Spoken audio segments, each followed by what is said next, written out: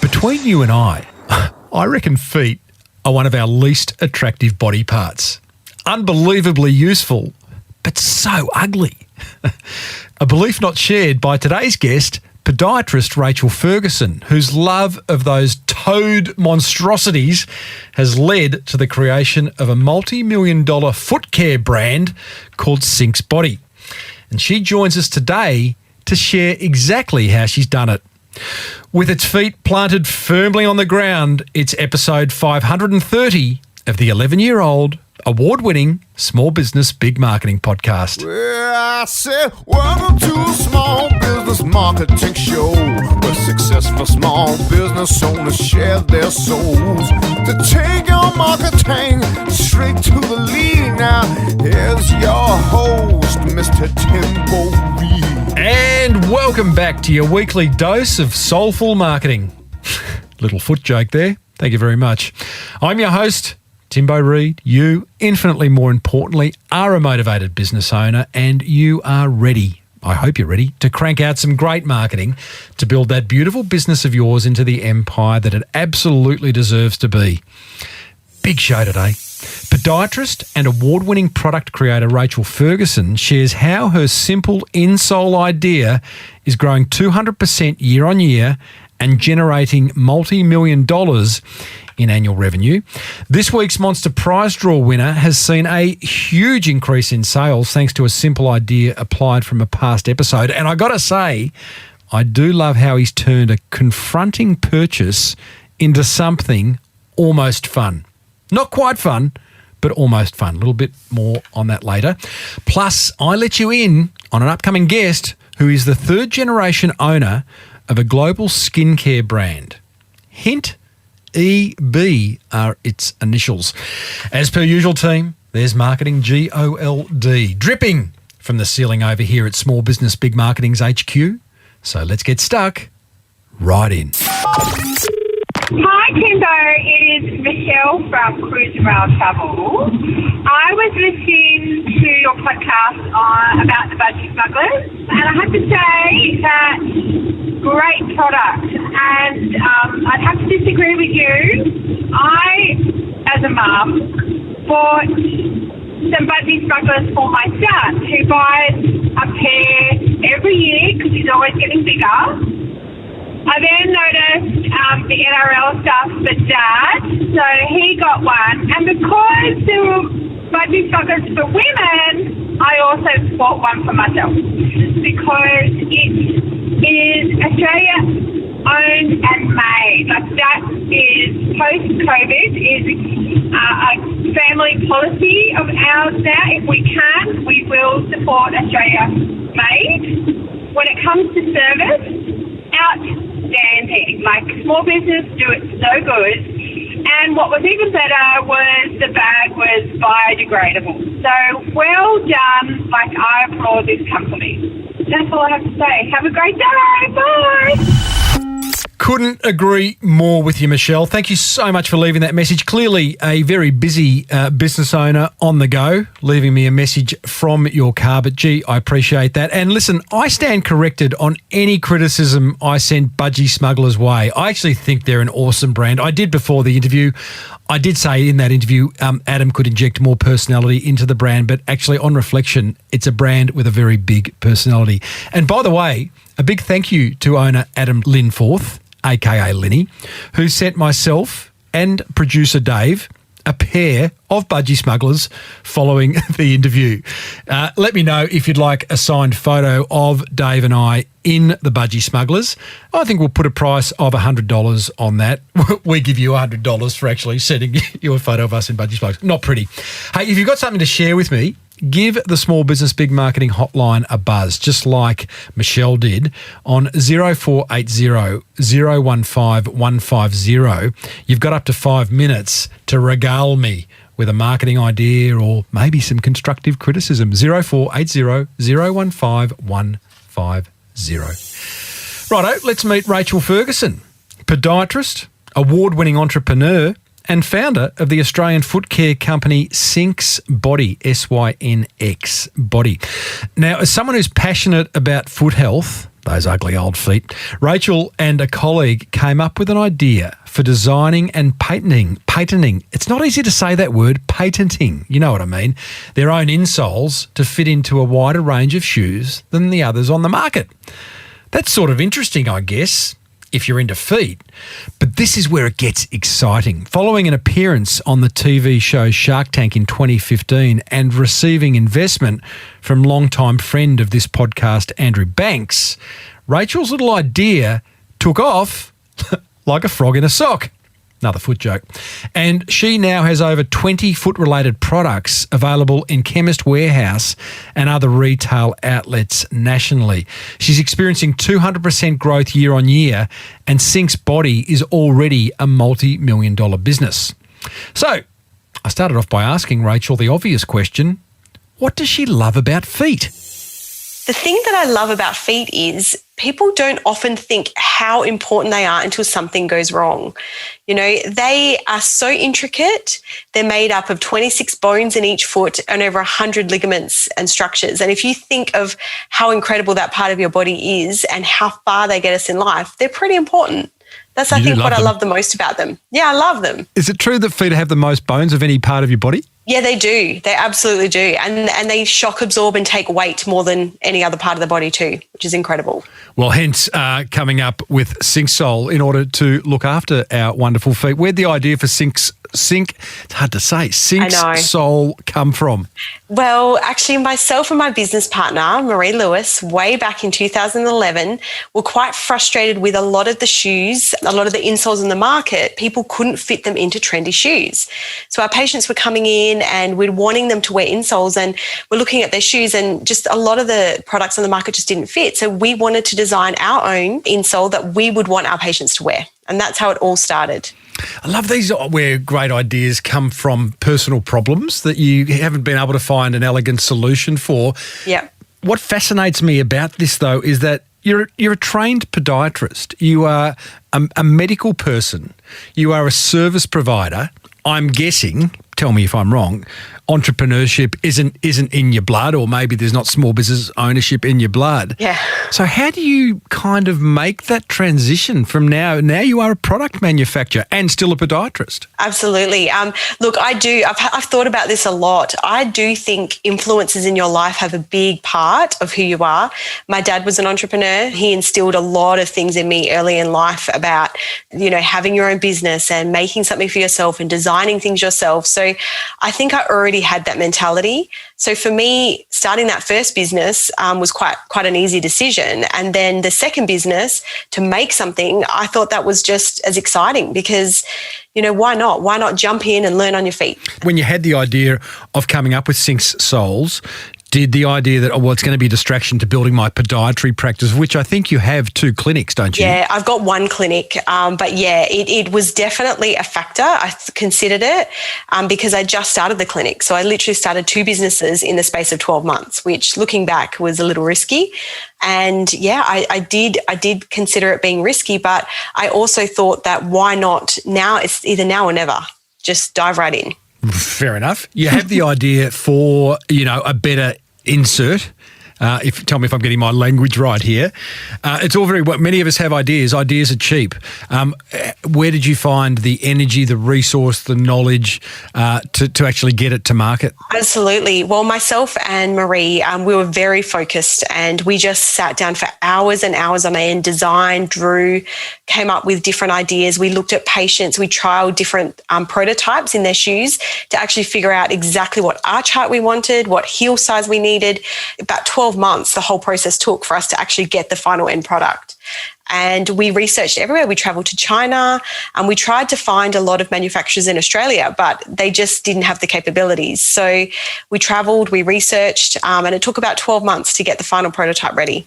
Why hadn't it been done before? Because as someone who has bought insoles inserts before, which I'm sure cost me, I've had them for a while now, but I'm sure they cost me about $600 or $700, and you get one pair, and they weren't guaranteed to fit in all my shoes. Because I wear a lot of fashionable shoes, Rachel. I don't really like to talk about it, but That's good. I like that. I'm joking.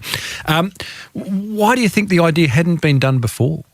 I'm much an advocate for custom-made orthotics too. As a podiatrist, there's absolutely a need for them, and I use them a lot in my own clinic. But what we found was missing in the market was more of a professional device in a retail setting. So when you walked into a pharmacy, all the insoles on there, they weren't suitable to actually help with things like plantar fasciitis and Achilles tendonitis, and they were very generic, like off of a shelf. They weren't structured from a podiatry mindset that we had. As a punter, I would have thought, I still think, until I know you and what you're up to, that Dr. Scholl, pretty good brand. It's like Dr. Scholl, he's a doctor. I know, absolutely. Well, look, people often ask us, it was a big risk taking on the big guns, but we do have a significant point of difference. And I think that's what good products always stand out in the end. It's about looking at your competitor, seeing the product and seeing how you can innovate and be different. And that's why we came along as a little bit of a different insole. And it took us a long while to actually crack into the market. You and your partner, Marie? Yeah. Your business partner, Marie, you do all these drawings and you're having fun and going, oh, that'd be perfect. That's what we need. But at some point, you have to put your foot down, a little pun there, if it's a feet pun, and go, oh, we're going to do this. We are going to do this. Can you remember that point? What was the kind of cliche? I can. We actually went to Melbourne to the shoe show. And we were looking at all these great ideas because, funny enough, we didn't want to do insoles to start with. We wanted to do shoes. So we started researching shoes, and then we thought we'll just do insoles first and then we'll branch out into shoes. And, 9 years later, I'm still in insoles and foot care. So it just shows you how massive that whole area is, really. But I remember after that trip, we were like, yes, let's do it. And we went and registered the business name, we invested our money, and we just went from there. You happy with the name? Well, we've just changed recently. So Sync Soul was our name all along, and you can see now we're Sync's Body. The reason we changed the name was when I went through a lot of process of innovation within the business over the last 3 years, we'd evolved so much that Sync Soul didn't suit our company anymore. So we changed the brand to Sync's Body because we're all about supporting the whole body from the ground up and getting people moving and active and doing the things that they love. Because you've actually introduced a whole lot of other products, Sync's Soul, Sync's Jelly, Sync's Plus, Sync's Lace. You've even got some hand sanitizers on there. I'll talk about that in a minute. There is an area of product creation that I just don't understand. And when I think about it, it scares me. And that is patents and trademarks. I imagine it's a minefield.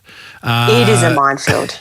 Where do you start without giving us the 4-hour lesson on it? Because I'm sure you probably could. What do you do? Yeah, it's really scary.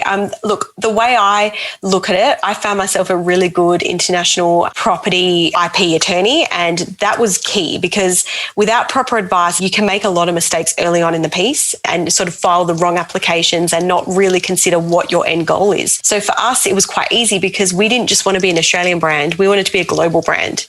So for that decision, it was quite easy that we needed not just an Australian patent, we needed an international patent. We needed international trademarks. We needed design registrations. So it was a big, risky decision, but it's one of those decisions that if you don't make that decision early on, it's very hard to backpedal, and your technology, your ideas can be out into the big world and you'll have no protection. What'd you spend on that kind of part of the business, dare I ask? She's taking a big breath. Probably, yeah, it is a big breath. Look, I would say at least $100,000, probably more. And it's ongoing because we have registrations that pop up all the time. And as we've evolved, we've let certain things go that weren't as important. And obviously we've innovated and developed new brands and new trademarks. So then we've had to spend even more. So we lose money on some, we invest more in others. But it's a lot. It's a lot of dough to spend up front. Yes. Do you mind if I ask how much you allocated when you and Marie had the idea? I mean, $100,000 alone on trademarks and patents, let alone manufacturing, packaging, design. Your time when you can't be consulting and producing, manufacturing? No, that's exactly right. I think what we did in the beginning was a lot of trademarks and patents, you apply to register them. So it's not all due straight away. So we often did a lot of the first applications, not really spreading out how expensive that was going to get over the next 3 to 5 years. So it definitely wasn't something that we researched as far as how much we were going to spend over the 3 to 5 years. So yeah, definitely worth doing and planning that out because that was a mistake that we made for sure. No doubt those early years and early days were pretty exciting. Now, I know you went on Shark Tank, but and I want to talk about that, but pre-Shark Tank, you were 2 years old when you went on Shark Tank. You had $81,000 in sales. Obviously, at that point, despite spending a whole lot of dough on it, it was still a bit of a side hustle, was it? Because you're sort of busy in clinic? Yes, 100%. You know, on reflection, that is one of my biggest learnings in business, that you cannot be completely divided between two startups and do them well and be successful quickly. You know, I learned that the hard way. So we were both very much in our clinics and we were raising young children and we were traveling and trying to get this business off the ground. And it just wasn't working. It was a struggle. We worked so hard during those early years, definitely. Tell us about the lowest moment in that time. The lowest moment for me would have been 2017. So when I think back to that year, so I was working myself so hard. I wasn't winning in any area of my life. You know, my clinic, I was really flat out busy, but my energy and my time was always spent on building the other business, which wasn't paying us a wage, right? So like everyone, you know, you're not going to open a business and all of a sudden start earning money. And even after Shark Tank, we still weren't earning a wage. So I had to earn my money through my clinic. So I was almost robbing Peter to pay Paul, you know, which is what a lot of entrepreneurs do.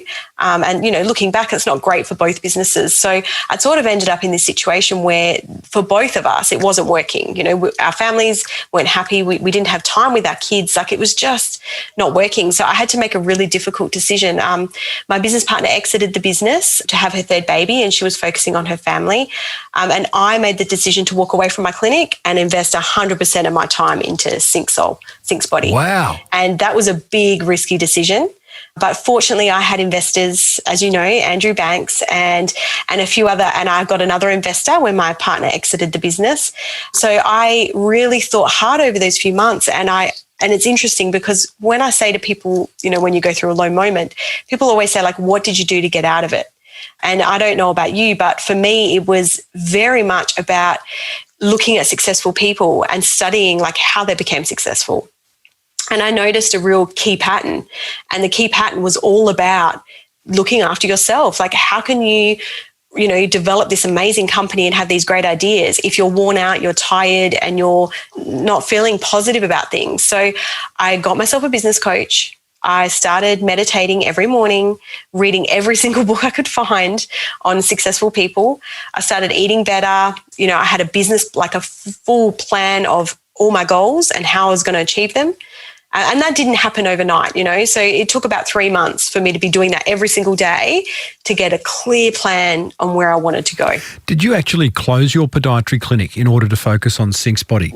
No, I got Podiatrist in, and what I found was I knew I had to take a hit to actually get ahead on the other side. I hear this so often, and it makes it, you know, even on paper, in theory, it makes perfect sense. But so many of us, and I'm guilty of this, is, you know, you got so many balls in the air. They're all around the same sort of space. Like your Sync's Body has a direct relationship to being a podiatrist. I get all that, but the minute you take your foot off the pedal of all those other distractions and focus on the one thing, this is where the magic happens. And gosh, there's a learning there. There's a book there. It'd be a one-page book. It'd be like, stop what you're doing and focus on one thing, the end. It is honestly the biggest learning of my entrepreneurial career, I would say, is just too many eggs in too many baskets. You got to just focus.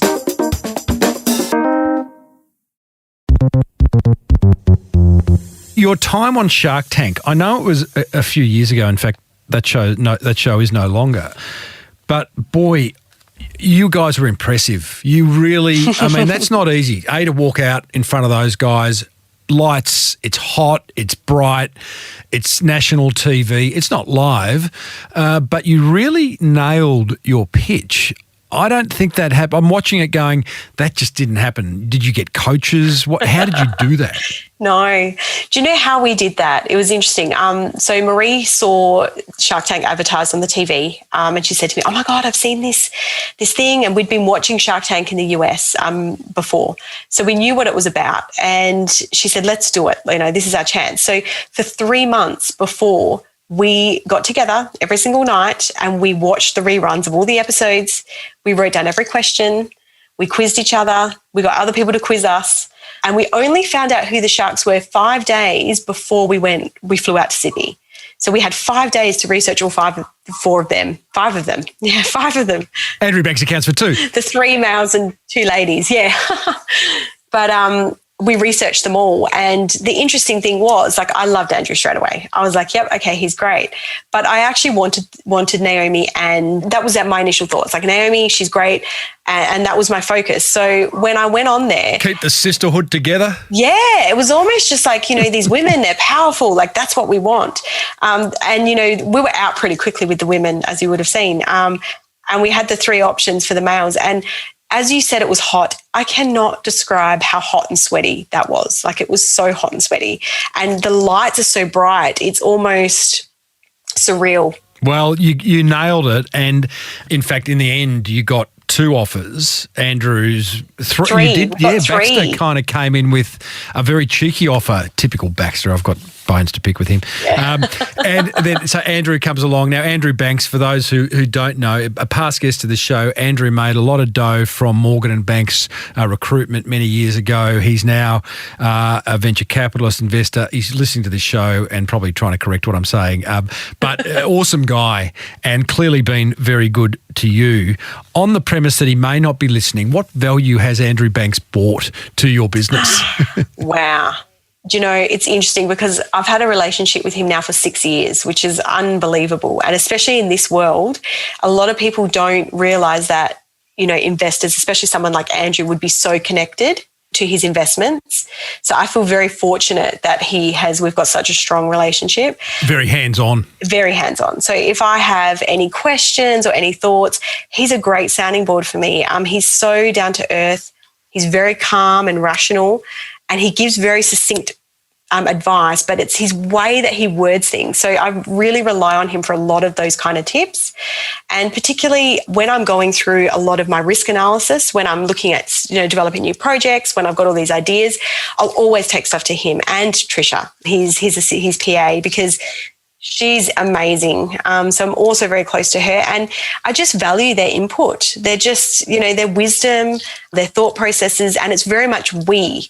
It's not just you, it's a team effort. So I love that. The big learning here for anyone listening who doesn't have a mentor, you don't have to have necessarily an investor. But, as business owners, and particularly small business owners, micro business owners, we can't do it all ourselves. And it's great that you're reading books. It's great, listening to podcasts. It's great that we used to go to events and learn. But the idea of just having someone to bounce ideas off, to give you a reality check, to tell you to pull your head in, to tell you that, you could be doing more than you are, whatever it is. It's very valuable, isn't it? So valuable. Yeah. You've got to be willing to listen. Yeah, 100%. I mean, look, he had an opportunity to exit around the time that my business partner left, but he was, I've been in it with you this long. I'm staying in it for the long haul. It's great. And he loves wearing the inserts. I spoke to him actually yesterday. He does. He just loves it. Yeah, gets around. Even when he's got no shoes on, he just sticky tapes them to his feet. He loves them that much. He loves it. He loves all the gel products too. And in fact, even his wife Andrea, she's lovely. She's given me some tips of different products and helped us with some development. So that's been great too. Oh, bless. Let's get back to getting this to market. Again, your experience getting product and packaging manufactured in China, of all places. Now, again, not something you're well versed in. I have interviewed people previously where they've literally, one guy, Rami Yickmore, hopped on a plane. He was a restaurateur. He hopped on a plane and went to what's that big fair they have? I can't remember the name of it, but it's Canton Fair. Yeah, he's gone and just, I hear horrific stories. Was yours smooth sailing? No, it's definitely not been smooth sailing, but I have learnt so much about travelling because it's been 9 years now I've been going to China. China. So in the early years, doing business over there was incredibly tough for women. We had to have a male boss in a lot of situations. That we said our male boss, we're referring back to him because you just didn't get respected. And that was difficult. But I guess like anything, you learn as you go. So we traveled, I think I've been to China probably, I don't know, over 20 times over that space. So I've really learned the culture. I've learned how to interact with the people. A lot of their business mindset is so different to ours. And once you acknowledge and do business with them on their level, things just change. So I've got some great relationships over there now. What's the big difference? Communication. So it's understanding how they operate. They're very calm. They don't like confrontation. And it's also about respecting, they love to have a break during the middle of the day for like 3 hours and have a lovely lunch. And we're just not built like that, right? So that was a struggle for me initially because I'd be like, I need to get my work done. I like to work. But, I've learned a lot and I have very, very fond and lovely friends and relationships in China. So you've got all your patents, your trademarks, you've got your product design, and we're talking right now, this is just SyncSol, putting aside all the other products that you've introduced. You've got your packaging done. How'd you get your first sale? First sale, that's an interesting one. We sold to podiatrists first. We travelled around the country supplying podiatrists, chiropractors, physios, and that was our first big mistake in our business because it's such a niche area.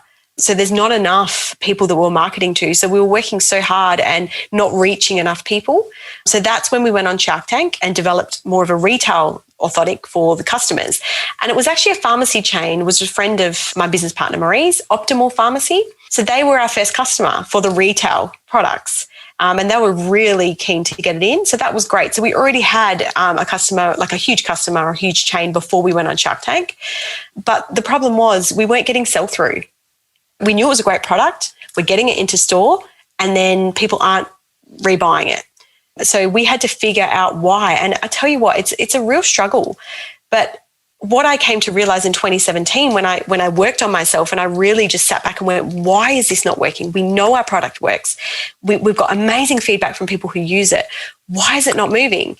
And I realized that, as you mentioned before, one of our biggest competitors, Scholl, they have a lot of products and they take up a lot of space. And then there's our small product on the shelf, which was in very dark packaging because we were all about black and, just looking, really cool. But from a marketing point of view, that was not working. And we were too close to it. Too cool for school.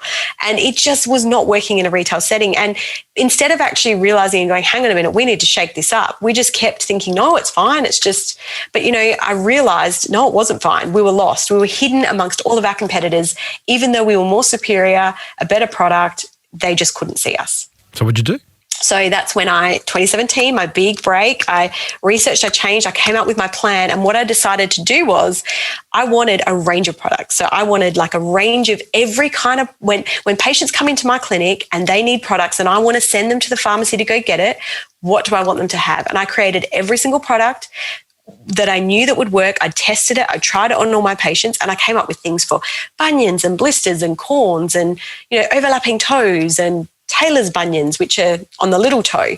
So every intricate foot problem, plantar fasciitis. We came up with compression sleeves. We developed those.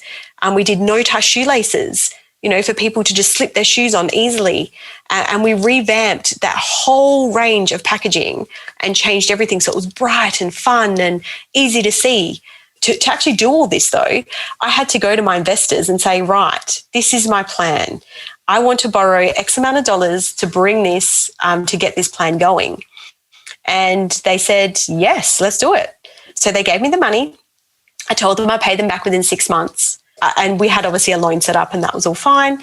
I paid them back within about 3 months because we've been a successful cash flow positive business since then. What a great story. So just let me get that. 6 months just seems like an incredibly short period of time to pay back what must have been a significant amount of money that they lent you, because what you've done is gone from SyncSol, just inserts, one product, different sizes, to so many different products. There's sort of these, like you said, they're not Band-Aids, but like a whole lot of sort of, that's incredible. How many SKUs did you have with SyncSol that you then went to with this whole range? Yeah, so we had 2 and now we're over 20 and we're still growing.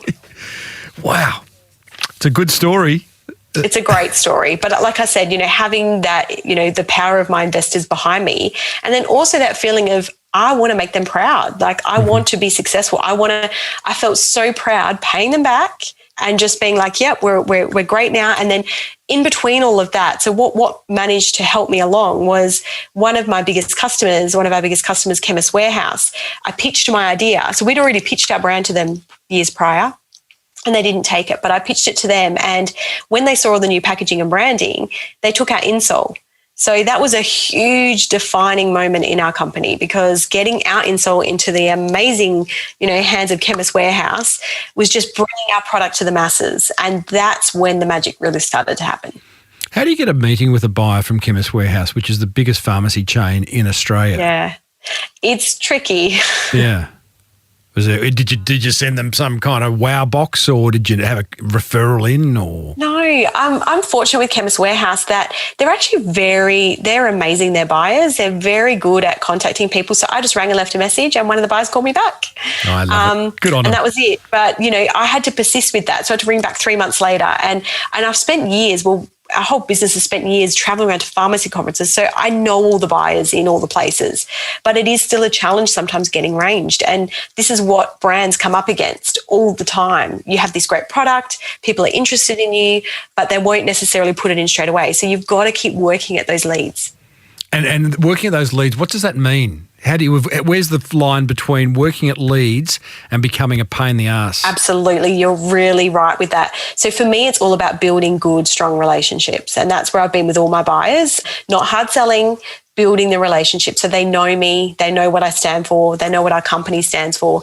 Our customers are our biggest asset. So is that about, let's say you've got a buyer from a significant retailer on the hook. They haven't committed to you yet. You make contact with them, and then instead of just following up and going, "Oh, hi, it's Rachael here, just wondering if you've made a decision," do you feed them information as it comes to hand? Do you do a research study and say, "Hey, we've just discovered this," or do you have some news, which is we've just launching a whole new range of shoelaces or something, whatever it is, and we'd love you to be the exclusive distributor? Is that what you do when you go to them with interesting stuff? I'll go to a presentation and I'll pitch something. So we'll work on that back and forth, and then if they give me a time frame, like reach out again in 3 months or 6 months, I'll categorize all of that and make sure I follow them up. But in between that, if something happens, so if I go on a TV show, or if I, win an award that's relevant to them, or if I develop a product that's irrelevant, I'll keep them posted. I'll, here, just thought you might find this interesting, like how's everything going? And just it's just that human connection of people actually talking to people. And I think it's so important. They're not just a buyer at the end of the day. They're someone that you're building a long-lasting relationship with. On that human connection, Rachael, as a podiatrist, you have patients come into the clinic, you see them, they feed back to you, they tell you how you're going, you keep track. It's really easy to know what they're thinking and feeling. As a product manufacturer, how do you stay in touch with what your customers are thinking? Because you don't see them. 100%. Good question. We have a review system on our website. So we encourage our customers to leave reviews, and anything that's negative or whatever, we follow up straight away. So we reach out to the customer, we address any of their concerns. Our biggest focus, and that's one of the things that's really helped us grow, is just really becoming customer focused. If a customer calls up with a query, we'll bend over backwards, whether it's giving them podiatry advice. If an order takes too long, we'll issue another free product to them. It's all about that customer experience. So what we'll often do as well is just reach out and ask how someone's going. If anyone has an issue with something, often one of us will get on the phone, and it's been me over the time. Like if a customer had an issue with the product they were using, I'll pick it up and ring them. I'm like, "Hey, it's Rachael here." And some of them are so excited. They're like, "Oh my God, you've called me. I seen you on Shark Tank," or "That's amazing. The podiatrist has called me." And I'm just trying to understand more of your issues. Like, how can I advise you better? Absolutely, because that's what our brand is about. Yeah, that's fantastic. I don't think business owners recognise the power enough of them being the person who makes contact with a customer. And you don't have to, if you're a big business, it's pretty hard to contact every customer, but it's a lovely thing to do. And even just doing it every now and then, the word gets out that, hey, I just had the owner of such and such give me a buzz. November 2020, not in the middle of COVID. We're impacted by COVID. Where is the business at right now? Give us a sense of size or scale. Okay, so we've grown since 2017. We've pretty much grown 200% year on year.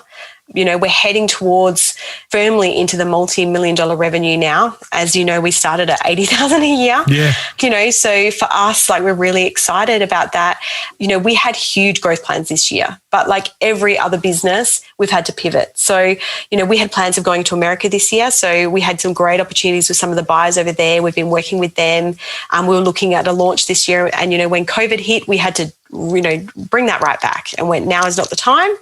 Let's just focus on what's most important to us, our customers in Australia, developing more products. So that's really been our focus this year. But we've still managed to grow. We've got more products into Chemist Warehouse. We've got more pharmacies interested. We've just filmed our TV commercial for Channel 10, which is super exciting and very different to what we've ever done before. Well, let's talk about that. Funnily enough, only last week I had Travis Osborne from Mobile Tyre Shop, who is also a past Shark Tank contestant or whatever you would call it. And he too has just launched a TV commercial. Wow. Now, it seems so old school talking TV, but he's had immense success from it. Why have you gone down the path of TV? And has it been on air yet? No, it's just started today, actually. Oh, wow. Why'd you go down that path? Look, we've tried lots of different marketing over the years, and it's really interesting trying to find something that resonates with foot care because let's be real, right? It's not exciting. It's not one of these beauty brands on Instagram. So we've had to really try and carve out a path for people where we can make our brand exciting. And after trying radio, trying different aspects of TV that didn't quite work, I did a deal with Channel 10 at the time that we went into Chemist Warehouse, and we developed our first TV commercial and we put it on air and we just thought, we'll give it a go. And it worked incredibly well. And it didn't work with everyone. So we've tried it on Channel 7 and Channel 9, different things. We haven't had any success there. So the deal that we had with Channel 10 and the demographic that we're watching, it was very impactful. I've seen you on Channel 10. Is this a TV commercial or is this an infomercial that you did on Studio 10 or whatever it is? We did an infomercial on the morning show on Channel 7. Yeah. That was a great TV experience and it was great to actually get that messaging out, but it didn't resonate with our audience in the way that we would have hoped. So you've got to try these things, right? You just don't know. So we tried that and we thought, if that's really great, we'll keep going down that avenue, but we just couldn't compare to the commercials at that point. So we kept running with them. So we ran that commercial for 3 years. And every time our commercial was heavy online, the traffic was insane on our website. And it really helped drive sales through Chemist Warehouse as well. So we decided with the whole rebrand this year of changing our name and we've redone our packaging again, we came up with a new commercial and we really wanted something modern and fun that captured people's attention and was not like a technical advert. So you got the cast of Happy Feet at a cost of $1 million per person, per penguin. Yeah, I know that would have been incredible. Can you describe the ad? Yeah, so the ad is all about having fun through movement and how when we move our body, we feel better, right? So the more we move, the better we feel. The better we feel, the more we move.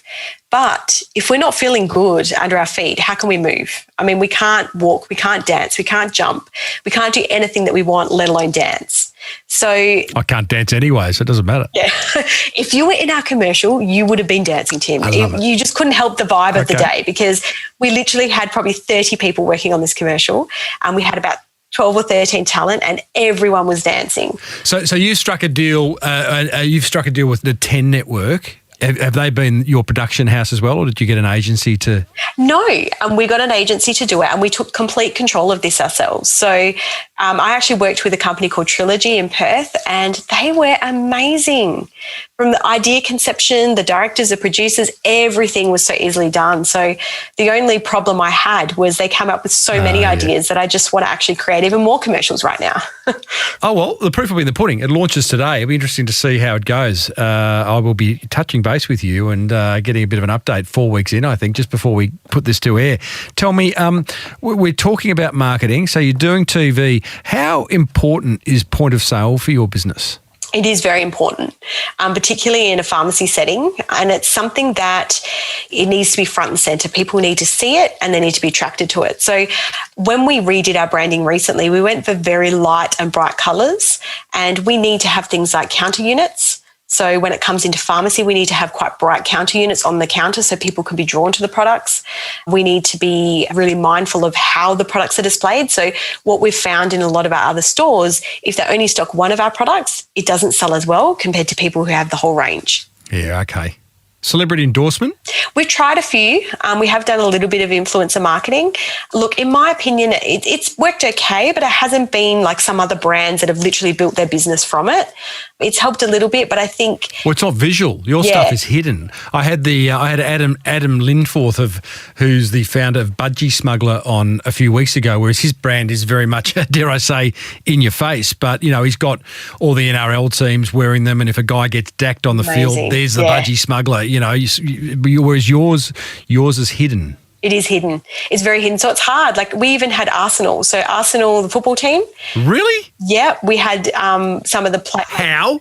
So one of the podiatrists reached out to us and said, we want to use some of your products. So we sent them over. They're trialing them out. We're getting some good feedback. But you know what I mean? No one knows that. You can't see.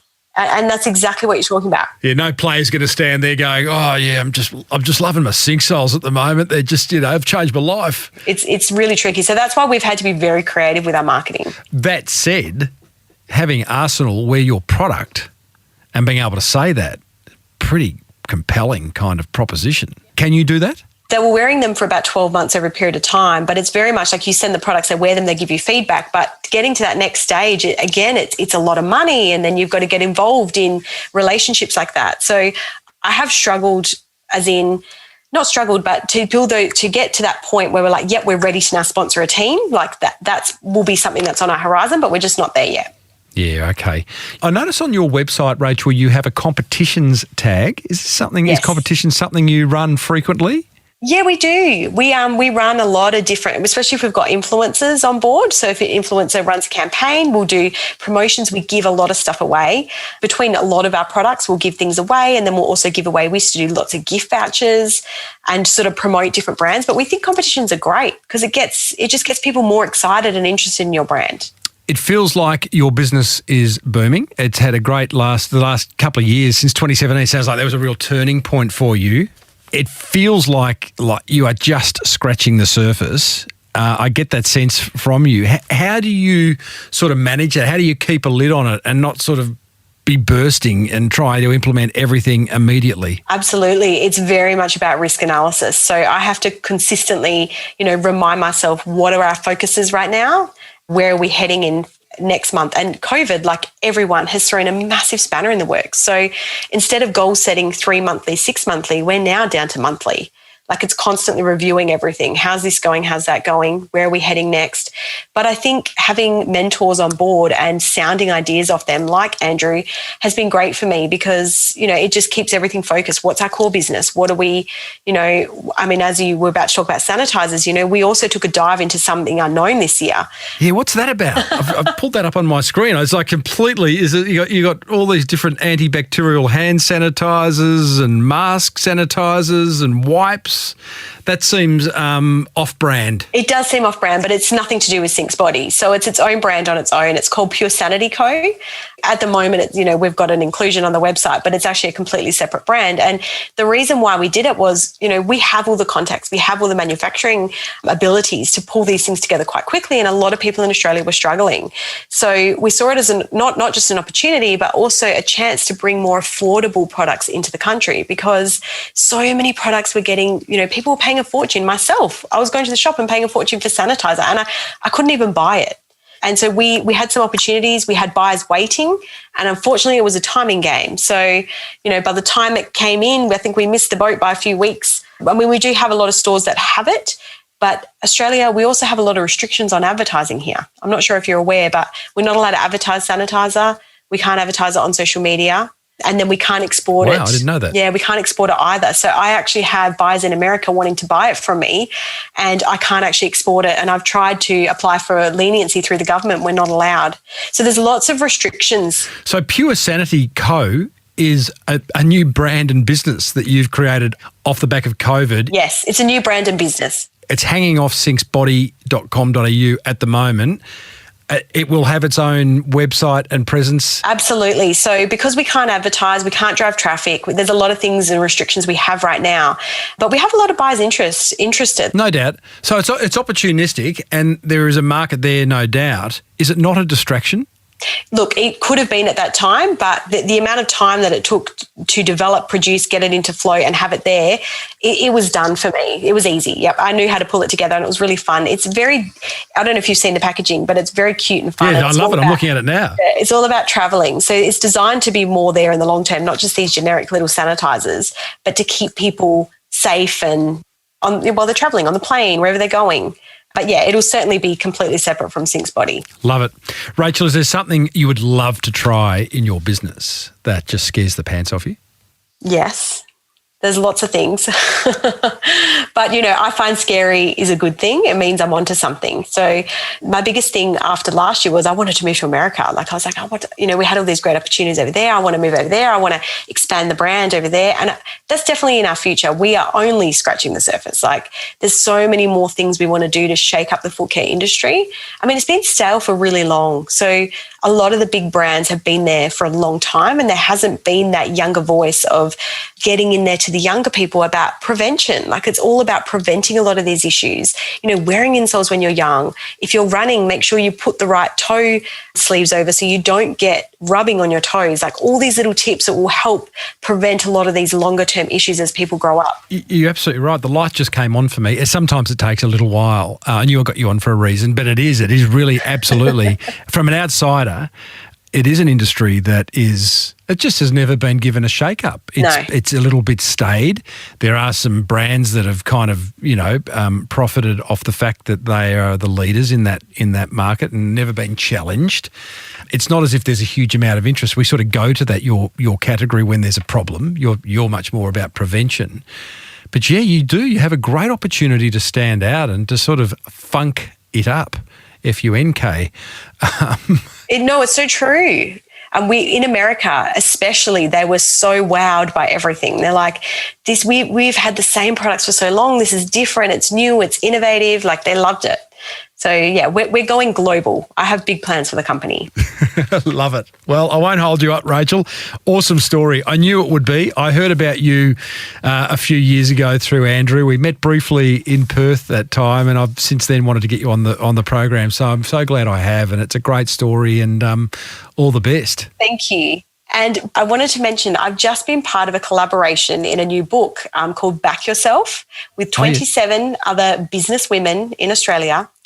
And it's all about how to start a business. So for anyone out there who's wanting to, have an idea and not know where to start, it's a great book because there's so much, it's full of tips and advice and, even learnings from all of us and the mistakes we've made along the way. Awesome. And you must have written that between 2 a.m. and 4 a.m. one morning? Definitely. No. Rachael Ferguson, Syncs Body, synxbody.com.au is where you'll find all of Rachel's foot products, as well as her range called Pure Sanity Co. Antibacterial sanitizing type products. And I wish you all the luck in the future, Rachael. Thank you so much, Tim. I've had so much fun.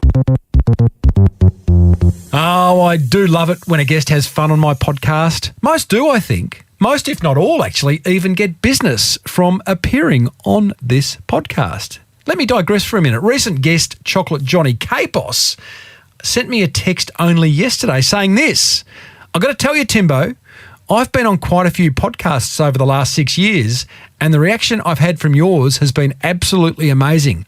It far exceeds all others. I've had customers come in to my shop and say, oh my God, OMG, I just heard you on Timbo's podcast. So, mate, that's a credit to you for doing all that hard work. Oh, thank you, Johnny. Now, right, let's get back to Rachael. Enough about me. Let's talk about Rachael and all things attention grabbing from that chat with her. Attention grabber number 1. I love her idea of studying successful people. I do this to hone my interviewing skills. I'm not sure it's working, but I do listen to other great interviewers from around the world and see what I can learn from them. Who are you looking to learn from? Interesting question, one to ponder. Attention grabber number 2, I love Rachel's idea about dropping everything on and focusing on the one most important thing that's going to propel you and your beautiful business forward. Clever. Simple. Attention grabber number 3, I love Rachel's philosophy around being available to your customers. As a business owner, I hope you are reaching out to your customers. I hope you're taking calls from your customers, responding to emails, social media messages, all that kind of stuff. Do it. Be connected. That's what caught my attention. I'd love to know what grabbed yours. Call the Small Business Big Marketing hotline. Now, just put it on pause and give me a buzz. Tell me what you picked up from that chat with Rachel. 0480 015 150. You've got up to 5 minutes to leave me a message. Come on down. It's Timbo's Monster Prize Draw. It is time to reward another motivated listener for taking some serious marketing action as a result of listening to this podcast. And today's winner is online will creator Zach Woodward of willpro.com.au. Now, I really love what Zach has to say. He says, "Hey, Timbo, I stumbled across your podcast 6 months ago during lockdown. Since then, how's this? I've listened to over 200 episodes. That is awesome. My wife and I launched WillPro in March, a website where people can complete an easy-to-use online form, which is then compiled into a properly formatted will in 2 business days." This is clever. Our target audience is millennials who are often put off doing their wills because of the prices, the uncomfortable nature of the topic, uncertainty, and general fear of law firms. Now, just by the way, what Zach has demonstrated there is a very clear understanding of what makes his prospects tick. He's articulated it in such simple terms. He goes on to say, in episodes 438 and 439, SEO expert Dana DiTomaso spoke about creating useful content. I particularly enjoyed her quote, "If your site is boring, then no one is going to want to buy your stuff." Couldn't agree more. After listening to this, I have started writing weekly blogs about the common questions that people, in particular our millennial audience, have about wills. These blogs have been shared onto other people's websites and even led to not one but 2 separate interviews by journalists for published articles. That's how it works.